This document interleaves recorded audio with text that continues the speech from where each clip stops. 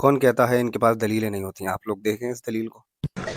हमसे एक वहाबी ने कहा खिचड़ा हराम है। हमने कहा भाई भाई आज तुमको मौलवी से मुलाकात की भाई, आज तुम्हें हम हजामत बना भाई, खिचड़ा हराम है। कहा क्यों, इसमें हराम कौन सामान है, बोलो हम निकाल देंगे। 80 रुपया बासमती चावल हराम है, कहा कि नहीं। का 70 रुपया चना का दाल डाला हराम है, कहा कि नहीं। का 600 रुपया किलो खाटी घी डाला हराम है, कहा कि नहीं।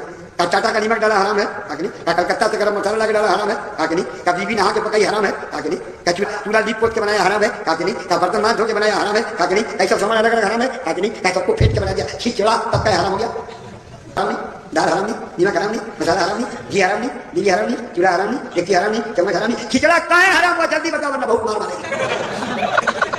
तू मुझको नहीं जानता, मैं कलकत्ते का सुन्नी मुसलमान हूँ। हमने कहा बोल इसमें हराम का है, निकाल देंगे। कहने हराम नहीं है। हम कहता खिचड़ा का हराम हो गया। बोले असल में आगे रख के आपने जो दुआ किया ना इसलिए खिचड़ा हराम हो गया। हमने कहा ओ अब समझ में बात आई। आगे खिचड़ा दुआ किया हराम, आगे मलीदा दुआ किया हाँ ऐसा हम बोलते हैं। तो तुम्हारा बाप भी तो मर के आगे अब पीछे इमाम साहब दुआ किए तो तुम्हारा बाप भी हराम हो गया। आगे खिचड़ा दुआ किया हराम, आगे मलीदा दुआ किया हराम, आगे तेरा बाप दुआ पड़ गई हराम हो गया।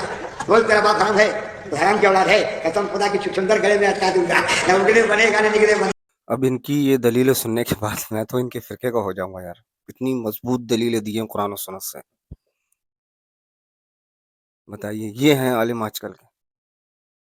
अगर कोई पढ़ा लिखा बंदा जो किसी मदरसे से नहीं पढ़ा हो लेकिन उसने दीन का इल्म घर में हासिल किया हो, अलग अलग मौलाना की वीडियो सुन के उसकी तहकीक हो, तो वो इनकी बात मानेगा? हंसी आएगी उसे इनके ऊपर। ये होती हैं दलीलें इन लोगों की। अल्लाह ताला हम सबको हिदायत दे।